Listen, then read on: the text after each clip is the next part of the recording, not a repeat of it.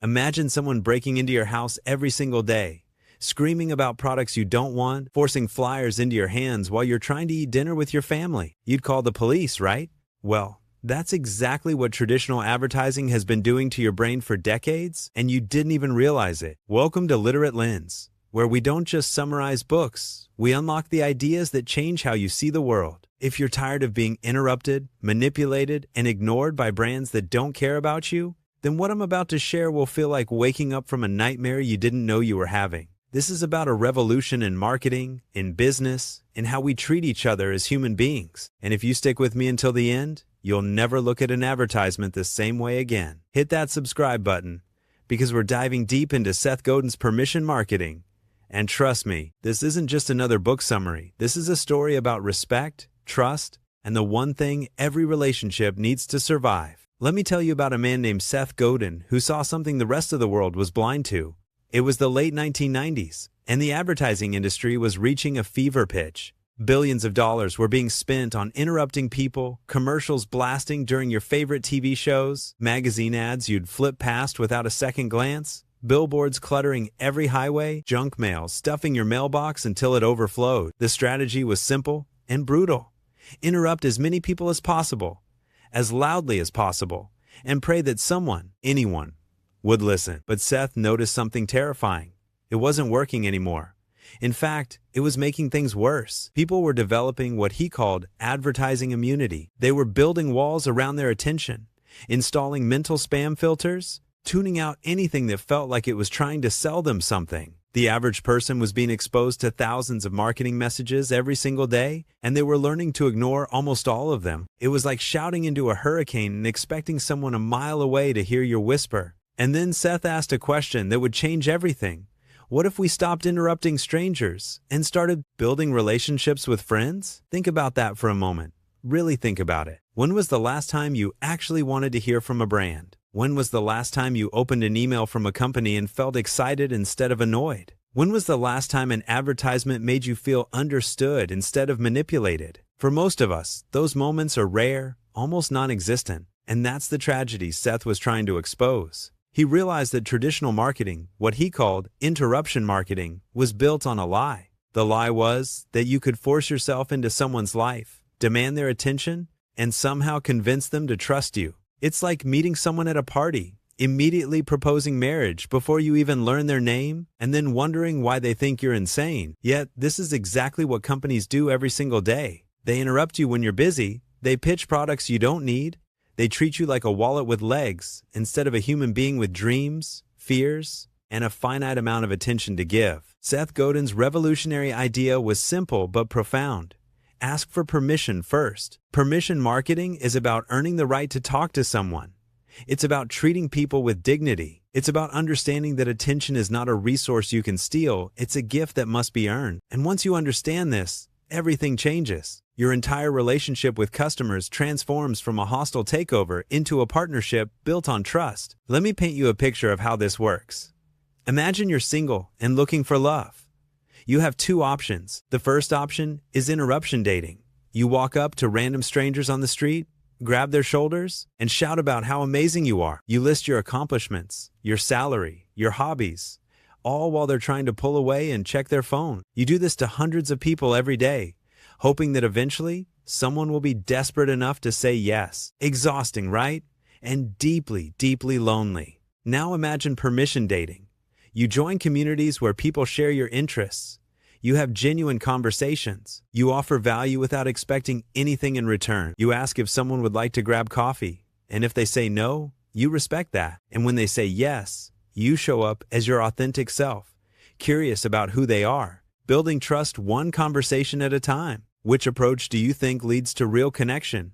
Which one actually works? This is the heart of permission marketing. It's not just a business strategy, it's a philosophy about how we treat each other in a world drowning in noise. Seth breaks it down into a process that feels almost too simple until you realize how radical it is. First, you offer something valuable to someone. A free report, a useful tool, educational content, something that actually improves their life. Second, you ask if they'd like to hear from you again. You make it easy for them to say yes, but even easier to say no. Third, Over time, you deepen the relationship by continuing to provide value, by listening to what they need, by treating every interaction as a privilege, not a right. And finally, when trust has been built, when the relationship is real, you make your offer, not with manipulation, not with pressure, but with the confidence that comes from knowing you've earned this moment. The genius of this approach is that it flips the entire power dynamic. In interruption marketing, the company has all the power, and the customer is a passive target. In permission marketing, the customer holds all the power. They choose to engage, they choose to stay, and that choice makes all the difference. Because when someone gives you permission to speak to them, they're not just allowing you into their inbox, they're inviting you into their life. They're saying, I trust you enough to give you a few minutes of my day. Don't waste it, don't abuse it, respect me. And here's where it gets emotional, where it becomes about more than just marketing. Permission marketing is about seeing people as people. It's about rejecting the idea that humans are just numbers on a spreadsheet, just clicks to be optimized, just eyeballs to be monetized. It's about remembering that behind every email address is someone with a beating heart, someone with problems they're trying to solve, someone who's exhausted from being sold to and lied to and ignored. When Seth Godin wrote this book, he was making a moral argument as much as a business argument. He was saying that the way we've been doing things is not just ineffective, it's wrong, it's disrespectful. It treats people as obstacles to be overcome rather than as partners in a shared journey. And the beautiful thing, the thing that makes this idea so powerful, is that treating people with respect isn't just the right thing to do, it's also the most effective thing to do. Companies that embrace permission marketing build loyal communities, not just customer lists. They create advocates, not just buyers. They build relationships that last years, even decades, because they're based on something real. Think about the brands you actually love, the ones you'd recommend to a friend without being asked. I guarantee they didn't earn your loyalty by interrupting you. They earned it by showing up consistently, by providing value, by respecting your time and intelligence, by asking for permission, and then honoring that permission like the sacred trust it is. But here's the hard truth that Seth doesn't shy away from. Permission marketing is slower. It requires patience. It demands that you care about people more than you care about quarterly earnings. It asks you to invest in relationships that might not pay off immediately. In a world obsessed with instant results, with viral growth, with hacking your way to success, permission marketing feels almost countercultural. It's the opposite of a quick fix. It's a long-term commitment to doing things the right way. And that's exactly why it works. Because in a world where everyone is screaming, the person who speaks quietly and earns the right to be heard becomes unforgettable. In a world where trust has been shattered by companies that see us as nothing more than dollar signs, the brand that treats us like human beings becomes irreplaceable. Seth Godin saw the future decades ago. He saw that as technology advanced, as we gained more control over what we see and hear, as ad blockers and spam filters became standard, interruption marketing would become not just ineffective but impossible. He saw that the only sustainable path forward was permission. And he was right. Look around you today.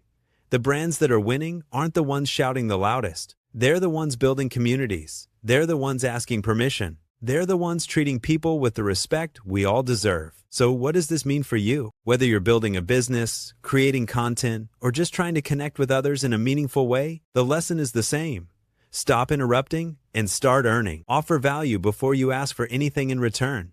Respect people's attention as the precious resource it is. Build trust one interaction at a time. And remember that every person you encounter is not a target. They're a human being who deserves to be treated with dignity. This is what we do here at Literate Lens. We don't just throw book facts at you and hope something sticks. We dig into the ideas that matter, the ones that change how you see yourself and the world around you. Permission marketing isn't just about marketing. It's about how we build relationships, how we show respect, how we navigate a world that constantly demands our attention. If this resonated with you, if you're tired of being treated like just another number, then subscribe to this channel. Give me permission to share more ideas like this with you. I promise to honor that trust. I promise to keep bringing you content that's worth your time, that challenges you, that reminds you that books aren't just words on pages. They're conversations with the greatest minds who've ever lived. Seth Godin taught us that marketing is not about tricks or manipulation. It's about earning trust and keeping it. It's about permission. And in a world that's forgotten how to ask, that message has never been more important. Thank you for giving me your time today. I don't take it for granted. I'll see you in the next video. where we'll explore another book, another idea, another way to see the world with fresh eyes. Until then, remember, respect attention, earn trust, and always, always ask for permission.